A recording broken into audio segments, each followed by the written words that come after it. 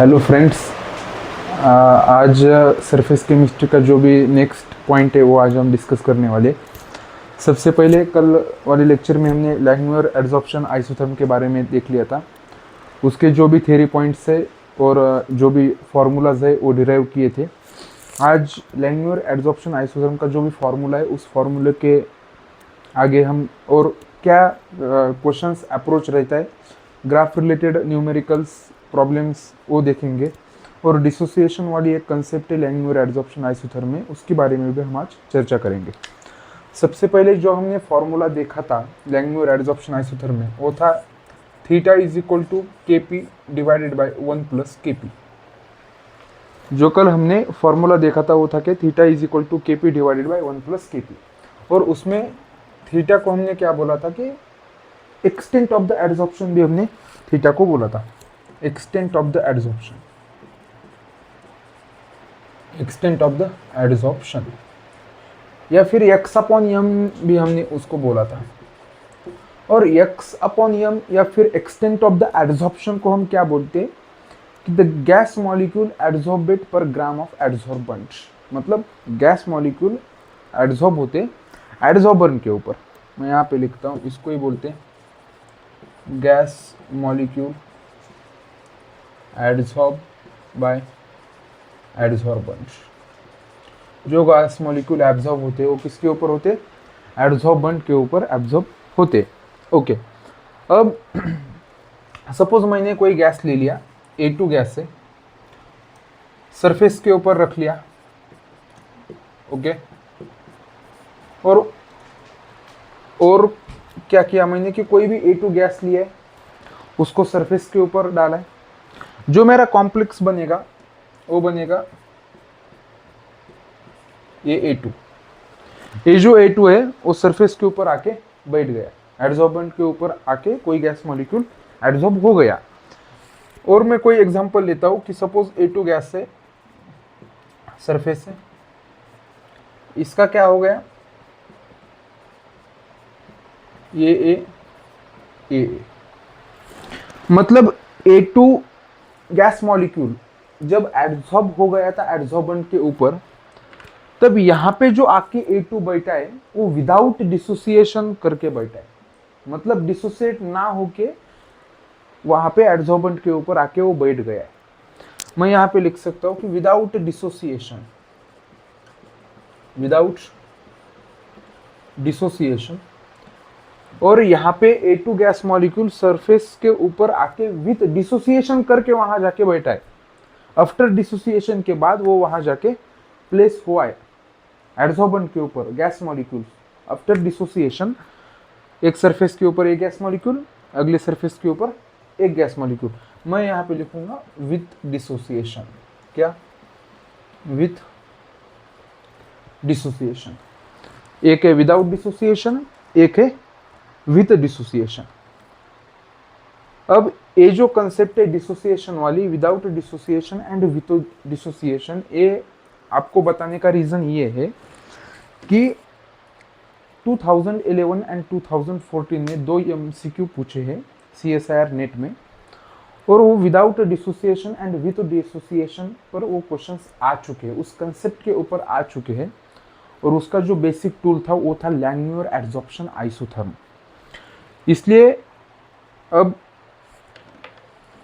Suppose अब ये formula है theta is equal to KP divided by 1 plus KP.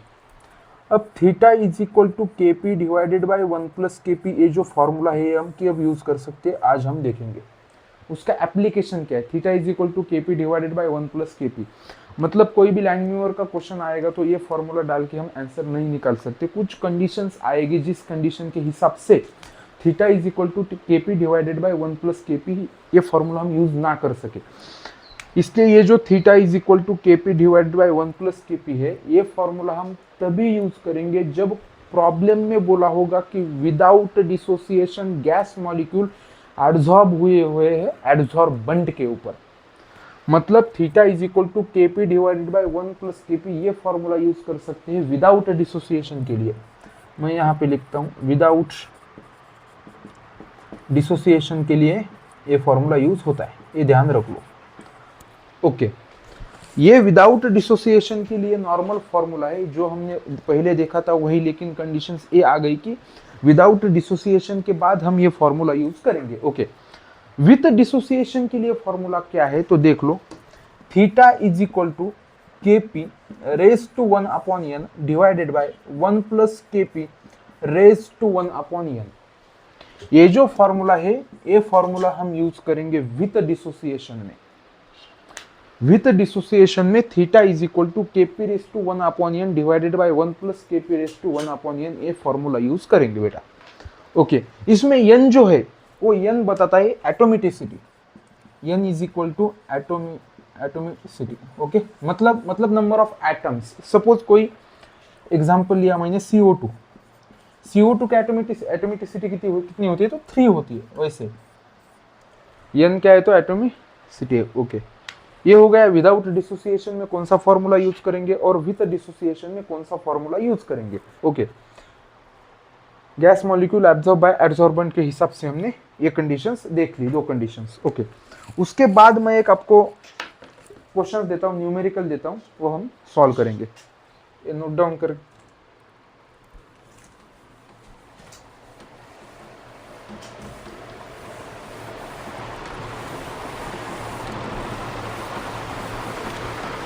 Question ये है कि द लैंगमुर एडजॉर्प्शन, मैं शॉर्ट में लिखता हूँ, Langmuir adsorption isotherm LAI is given by Kp divided by 1 plus Kp, where P is the pressure, of the adsorbate of the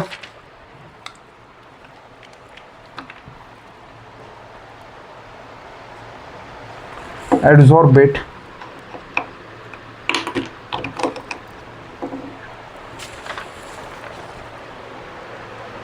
gas. The Langmuir adsorption isotherm for a diatomic gas A2 undergoing dissociation adsorption is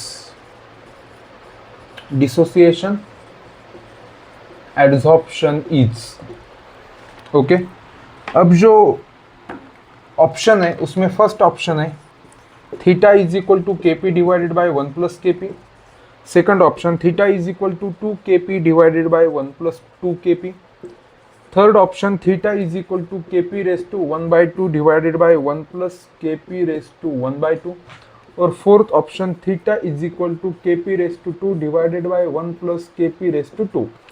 okay, पहले question read कर लो, question में क्या conditions दी है उसके बारे में पढ़ लो।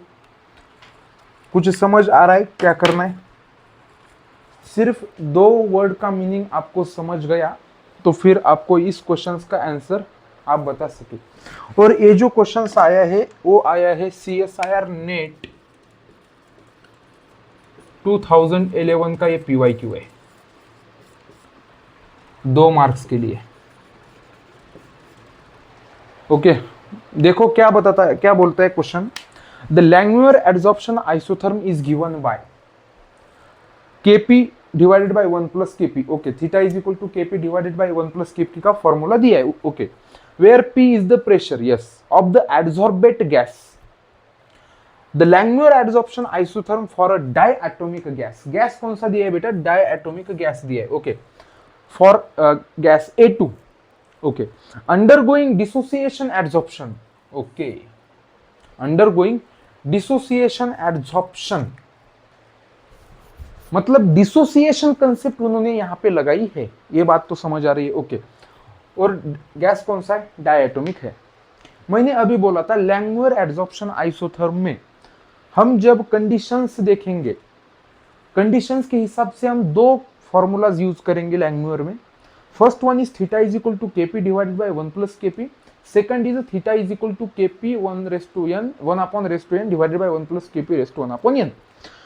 यहाँ पे डिसोसिएशन हुआ है, इसका मतलब जो फॉर्मूला हम यूज करेंगे वो फॉर्मूला यूज करेंगे theta is equal to KP raise to 1/n divided by 1 plus KP raise to 1/n। सही है, ओके। ये फॉर्मूला कब यूज करेंगे? जब डिसोसिएशन हो रहा है, जब गैस मॉलिक्यूल डिसोसिएट होके एडसॉर्बेंट के ऊपर आके बैठ रहे, तब ये फॉर्मूला हम यूज करेंगे। ओके, डिसोसिएशन तो हुआ है, फॉर्मूला क्वेश्चन में बता दिया उन्होंने। ओके, उसके पीछे दो वर्ड है, di atomic gas. Di atomic gas मतलब जो n की वैल्यू है वो कितनी है? 2 है। और जब हम n की वैल्यू 2 रखेंगे तब theta is equal to KP raise to 1/2 divided by 1 plus KP raise to 1/2।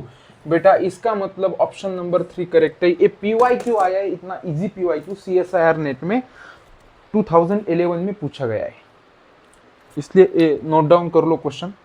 और डिसोसिएशन कंसेप्ट ये इंपॉर्टेंट है लैंगम्यूर एडसॉर्प्शन आइसोथर्म में, क्योंकि उसके ऊपर PYQ आ चुका है, इसलिए।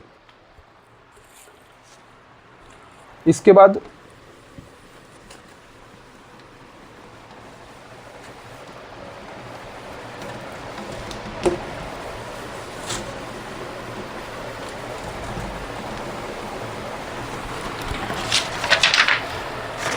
बाद एक न्यूमेरिकल देखेंगे, वो भी PYQ ही है, प्रीवियस ईयर क्वेश्चंस भी है, वो मैं यहाँ पे लिखता हूँ। The adsorption of a gas, क्या है PYQ? The adsorption of gas is described bye Langmuir isotherm, okay, Langmuir isotherm with the equilibrium constant K is equal to 0.9 kilopascal inverse, okay, at 25 degrees Celsius. The pressure in kilopascal at which fractional coverage is 0.95 is option दिए हुए। First option is है 1 divided by 11.1, second है 21.1, third है 11.1, fourth है 42.1।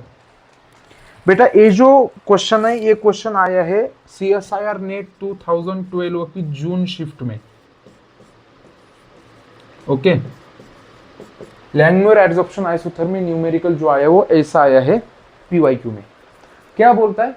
The adsorption of a gas is described by Langmuir adsorption, okay, with the equilibrium constant K equal to 0.9 kilo pascal. मतलब जो K की value है वो हमने आपको दी है, okay, at 25 degree Celsius. The pressure in kilo pascal, okay, at which fractional coverage is 0.95 is dash, okay। सबसे पहले अपने को क्या पता है कि लैंगम्यूर एडसॉर्प्शन आइसोथर्म में जो क्वेश्चन दिया है उसमें डिसोसिएशन या विदाउट डिसोसिएशन ऐसा कोई कंडीशन उन्होंने दिया नहीं है। इसका मतलब जो फॉर्मूला हम यूज करेंगे वो यूज करेंगे theta is equal to KP divided by 1 plus KP, okay okay. इसके बाद हमको उन्होंने क्या क्या दिया है, मैं यहाँ पे गिवन में लिखता हूँ क्या क्या दिया है। सबसे पहले के दिया है 0.9 kilo pascal inverse, okay. Fractional coverage दिया है, इसका मतलब उन्होंने अपने को क्या दिया है बेटा? थीटा दिया है, थीटा दिया है 0.95। फ्रैक्शनल कवरेज बोलेंगे या कभी ब्रैकेट में थीटा भी दे सकते, लेकिन कभी थीटा नहीं दिया तो अपने को पता है कि थीटा मतलब फ्रैक्शनल कवरेज होता है। Theta is equal to KP 1 plus KP है, ओके। अब अपनों को क्या निकालना है? उन्होंने के भी दिया है, ओके। प्रेशर उन्होंने दिया नहीं है बेटा, ओके। तो हम फॉर्मूला को थोड़ा सा मॉडिफाई करके हम उसको क्या लिख सकते हैं? इसको लिख सकते हैं K is equal to theta divided by 1 minus theta into P. Langmuir adsorption isotherm में जो भी मॉडिफाइड फॉर्मूले हुए थे वो पिछले वाले क्लास में मैंने आपको बताया है। Theta is equal to KP divided by 1 plus KP को मॉडिफाई करके हमने लिख लिया कि KP is equal to theta divided by 1 minus theta into P. Okay, K दिया है, के दिया है, कितना दिया है 0.9। ओके, थीटा दिया है 0.95 दिया है, के 0.9 दिया है। ओके, 1 माइनस थीटा मतलब 1 माइनस 0.95 बेटा। ओके, प्रेशर नहीं दिया है, प्रेशर हम वहां पे लिख लेंगे। ओके, अब इसके बाद हम क्या करेंगे, 0.9 को तो वैसे ही रखेंगे, 0.95 डिवाइडेड बाय 1 माइनस 0.95 का क्या वैल्यू है, 1 माइनस जब हम 0.95 करेंगे तो जो वैल्यू आएगी वो आएगी 0.05 इंटू प्रेशर को प्रेशर रखेंगे। अब इसके बाद 0.9 into 0.05 pressure is equal to क्या आएगा बेटा, 0.95 आएगा। 0. क्या आएगा 95 आएगा। इसको जब हम मल्टीप्लाई करेंगे तो आएगा 0.045 इज इक्वल टू 0.95, मतलब 0.95 डिवाइडेड बाय 0.045। इसको जब हम कैलकुलेट करेंगे तब हमारा आंसर आएगा 21.1 किलो पास्कल इनवर्स। ये हो गया हमारा calculation. Okay, theta is equal to KP 1 plus KP, ये फॉर्मूला था, उसको मॉडिफाई करके हमने K is equal to theta divided by 1 minus theta into P कर लिया। के दिया था, थीटा दिया था, प्रेशर नहीं दिया था, तो जो भी हमने कैलकुलेट किया तो फिर हमारा जो आंसर आ गया वो आ गया 21.1 किलो पास्कल पर इनवर्स। जो ऑप्शन नंबर जो है बेटा वो सेकंड है। ऐसे न्यूमेरिकल्स आते हैं लैंगमुयर एडसॉर्प्शन आइसोथर्म के, ये आया था 2012 में। ओके, इसके बाद हम देखेंगे कि ओके लैंगमुयर एडसॉर्प्शन आइसोथर्म में जो फॉर्मूला है वो है theta is equal to KP 1 plus KP. अब इसके ऊपर जो ग्राफ रिलेटेड क्वेश्चंस आते हैं वो कैसे आएंगे, ग्राफ रिलेटेड वो हम देखेंगे। सबसे पहले ये नोट डाउन कर लो,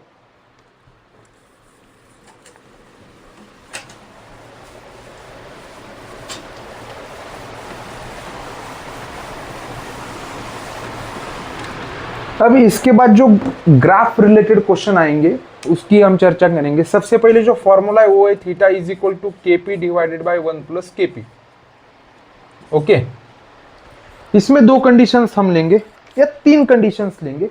फर्स्ट कंडीशन है at low pressure, at low pressure, at low pressure करेंगे, इसका मतलब जो प्रेशर की वैल्यू है वो 1 है, और प्रेशर 1 इसका मतलब हम इसको इग्नोर करेंगे। ओके, मतलब जो theta is equal to KP divided by 1 plus KP है, प्रेशर को हम जब इग्नोर करेंगे, बिकॉज वेरी 1 जो है केपी के हिसाब से 1 को इग्नोर करना इज पॉसिबल, इसलिए जो भी हमारा आंसर आएगा वो theta is directly proportional to KP ही आएगा लो प्रेशर पे, और theta is directly proportional to KP, इसका मतलब theta is equal to P ही आएगा।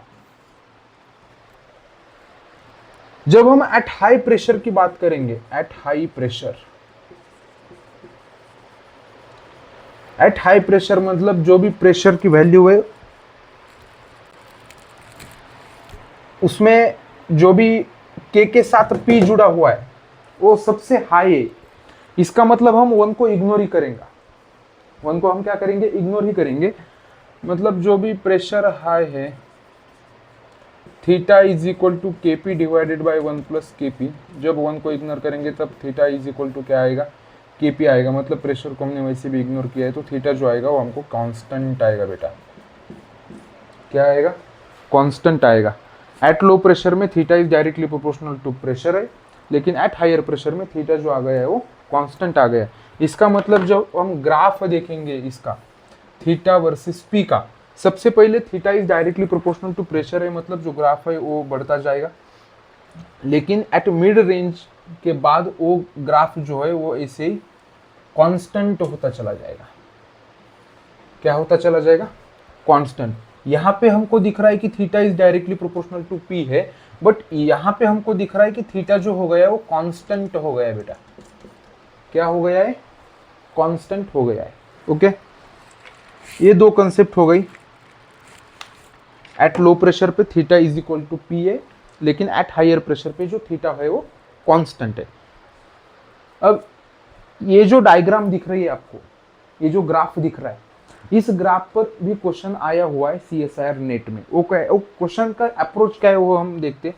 सबसे पहले ए नोट डाउन कर लो, एट लो प्रेशर पे theta is equal to P, at higher pressure पे थीटा कांस्टेंट है, ये उसका ग्राफ आता है। ओके, इसके बाद हम क्वेश्चन देखेंगे जो प्रीवियस ईयर में ही पूछा है क्वेश्चन। वो जो क्वेश्चन है वो क्वेश्चन क्या है देख लो, स्टेटमेंट में वो क्वेश्चन दिया है, the adsorption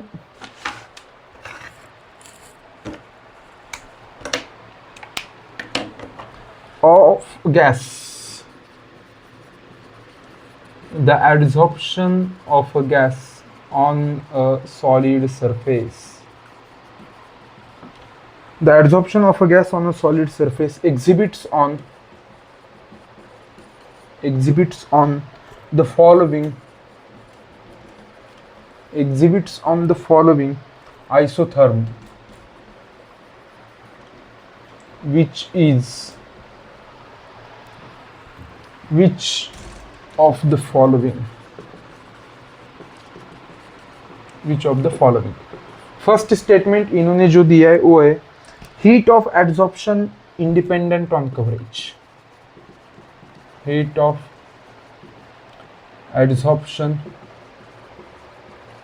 independent on coverage. जो सेकंड पॉइंट है वो है adsorption is a multilayer, adsorption is multilayer. जो थर्ड ऑप्शन है वो है heat of adsorption varies monotonically, heat of adsorption very monotonically, heat of adsorption varies monotonically with coverage. Okay, जो fourth option है वो है it is an exponentially with coverage, मतलब heat of adsorption